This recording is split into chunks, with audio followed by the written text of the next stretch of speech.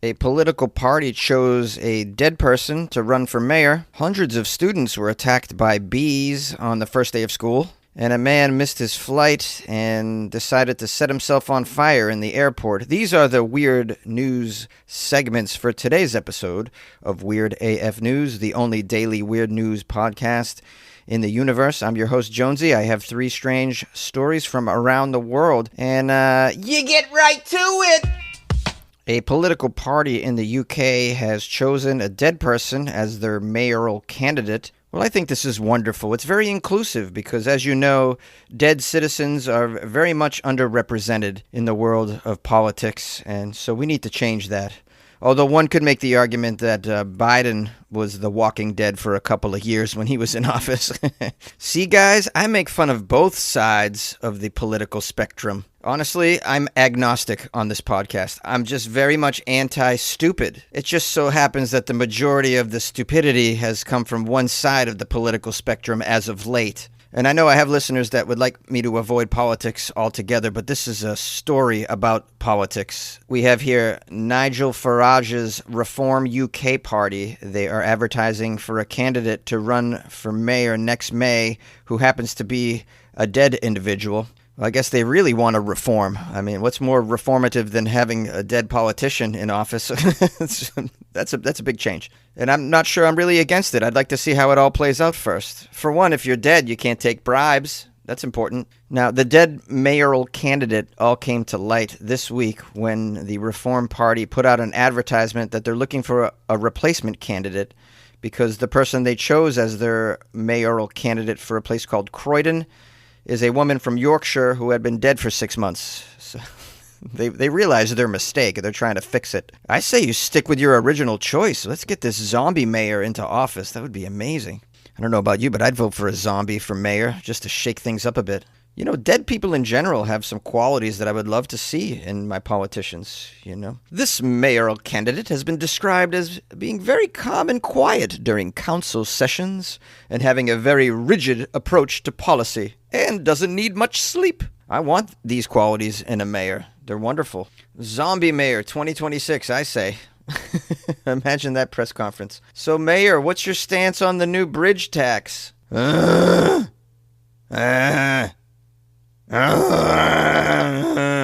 mean, that's a quotable mayor right there. Now, look, I don't know much about the politics over in the UK. This Reform Party, apparently, according to this article, is a mess. In fact, the article says that it is a haven for right-wingers, rednecks, and racists. Wow, who knew you had rednecks in the UK? I had no idea. Did you know the UK has some cousin shaggers as well? Do you guys have trailer parks? I'm so curious to know.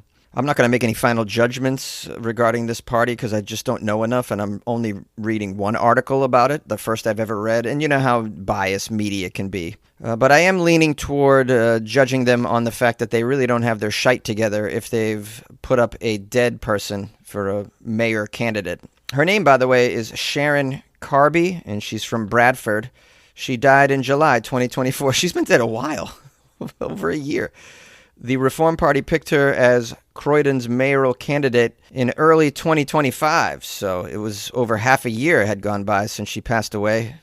Apparently they didn't bother to look that up. Or even ask her. I don't know, aren't you supposed to get someone to agree? You just choose somebody at random? That's odd. Now, this Reform Party locally is said to have fewer than 1,000 members across the constituencies of Croydon and Sutton. Party meetings are staged at the Spoons Pub in Selsdon. So this is a political party that meets at a pub. I kind of like that part. I mean, there's positives and negatives of meeting at pubs for very serious political decisions. On the one hand, it makes meetings much more fun. On the other hand, you get really wasted and make decisions like this. Now, here's some funny quotes I'm going to end on. These are from the political party, the Reform members, at the selection meeting. Now, granted, this selection meeting occurred after she was already dead, but here's a quote from one of them. "I haven't met her, but I've been told she's absolutely brilliant." I love how the choice was someone that they've never even met, or at least this person. Yeah, it seems to me like this Reform Party doesn't really have a lick of a chance at anything in life. Now, regarding the candidate that's passed away, Sharon, her social media timeline is full of racist bile, they say. Her profile describes her as a Brexiteer, anti-woke patriot, anti-WEF, conservative Christian, reform member, loves Farage, Tommy, and the great Donald J. Trump. So that's what Sharon's all about. And now that she's a zombie politician, you can add this to her profile. Loves brains.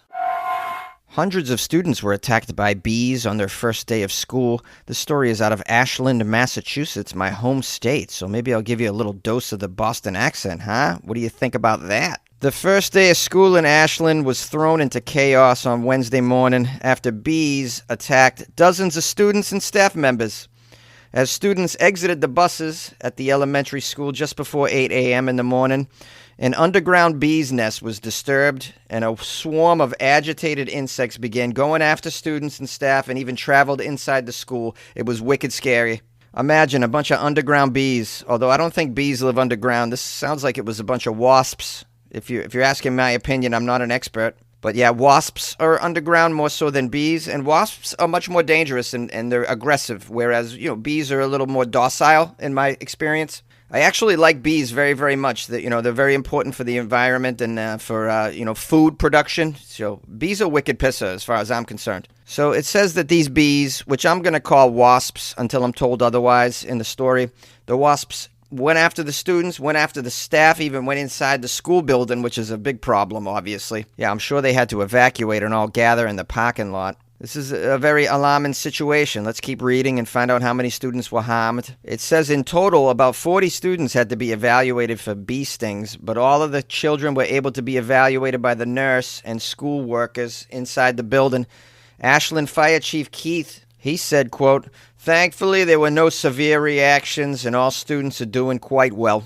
I want to thank our staff for caring for our children, our facilities department, the Ashland Police Department, the Ashland Fire Department, and the Ashland Board of Health. Today was a true example of community collaboration, and we are truly grateful. All our departments are just wicked pisser." There's a quote here from the school superintendent, Jim. He says, "This was undoubtedly a difficult way to start our first day of school.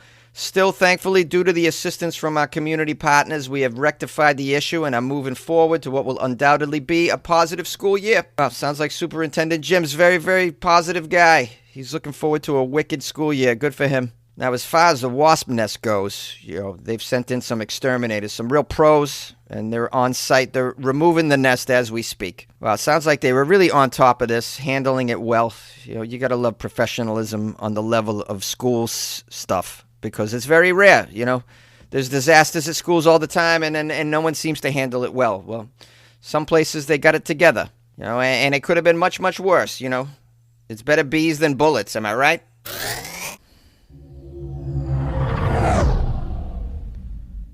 A customer set himself on fire at a busy airport after he missed his flight. I'm going to go out on a limb and say that's a bit of an overreaction. I don't want to judge this man. Let's get the details surrounding his circumstances on this afternoon that he decided to light himself on fire at the airport. I'm not going to lie, I've thought about lighting myself on fire at the airport. There was a particular moment when I was traveling internationally when the carry-on bag that I had was 6 pounds over the weight, so I had to figure out a way to get it down 6 pounds. I did all the tactics. I put extra clothing on, I put stuff in my pockets. I even threw things away that I was traveling with in order to get it down 6 pounds, and then I brought it back and it was over 1 pound, and they're like, "It's got 1 more pound to go." And in that moment, I thought about just lighting myself on fire. That's where my head was at, so frustrated and exhausted. And I'm thinking, pay a bag fee or just burn myself to the ground right here. Okay, let me get some details on this story about the man. There's video of this. He's seen standing at a desk of a travel agency in Almaty International Airport in Kazakhstan, demanding assistance. The man is thought to have been drunk at the time. He started a scene before the receptionist pleaded with him to let her leave. He allowed her to go before an entourage of airport staff members began to approach the man. As more and more workers continued to approach him, he made countless threats toward them. Suddenly, the man is seen bursting into flames. He dashes out of the room towards petrified airport employees. As he rushed at them, engulfed in a raging fireball, horrified staffers attempted to put out the fire with an extinguisher.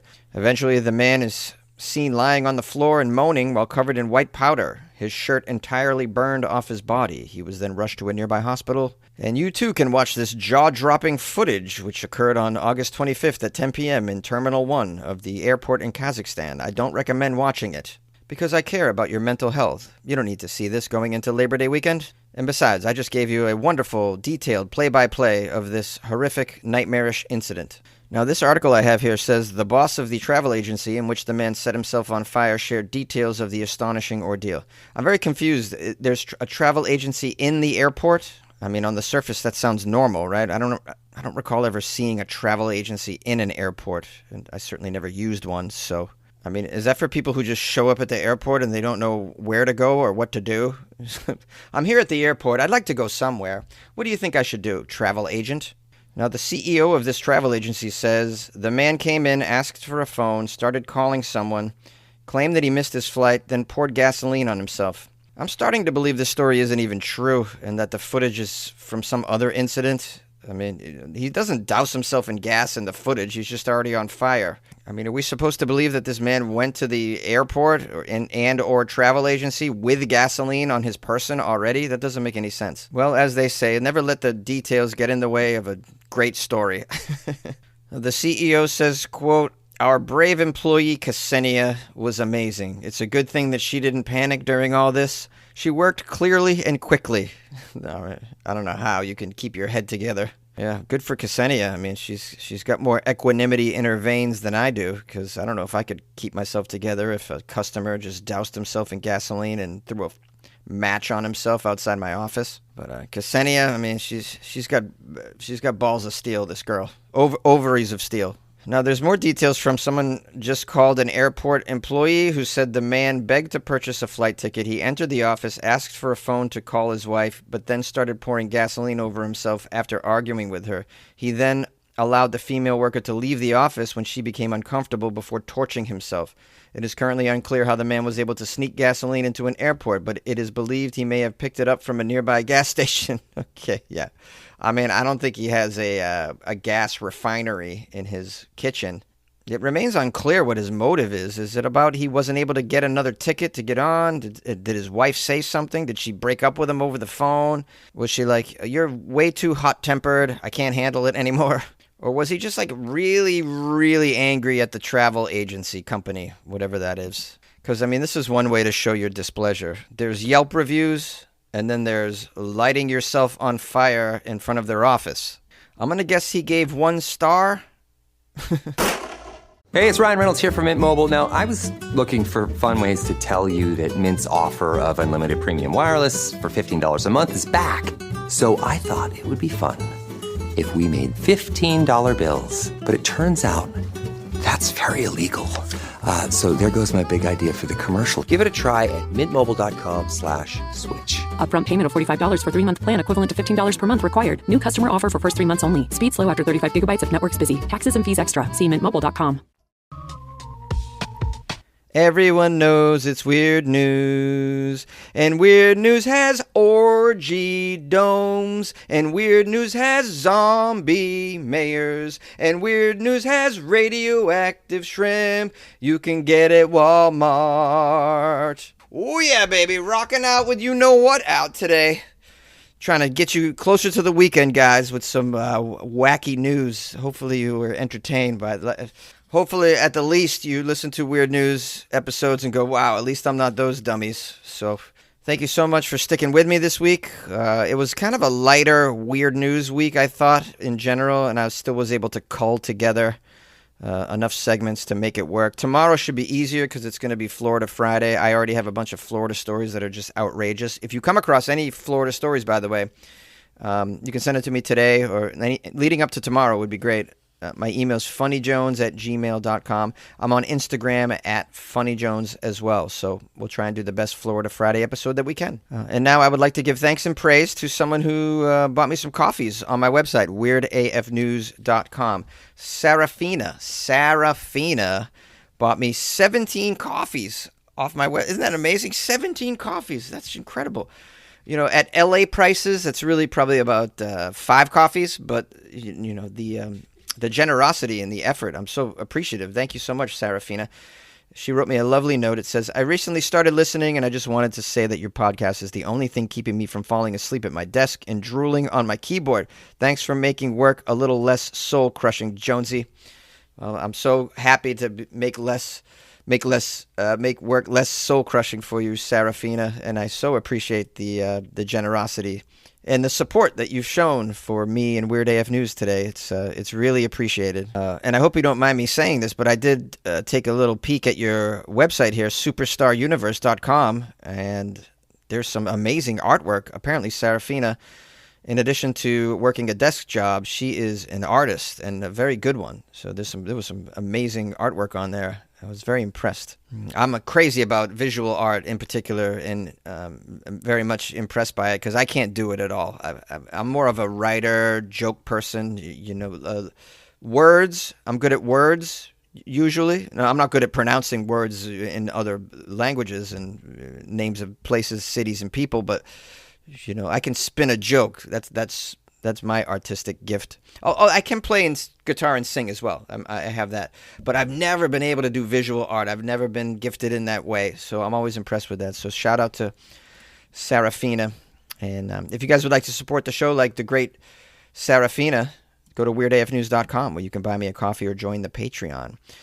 Tomorrow will be the Florida Friday episode, so please make sure you're present for that. I'll be leading you into the holiday weekend with the best Florida Friday stories that I can come across. So send them to me. My email is funnyjones@gmail.com. All right. Take care and good luck with your life, man.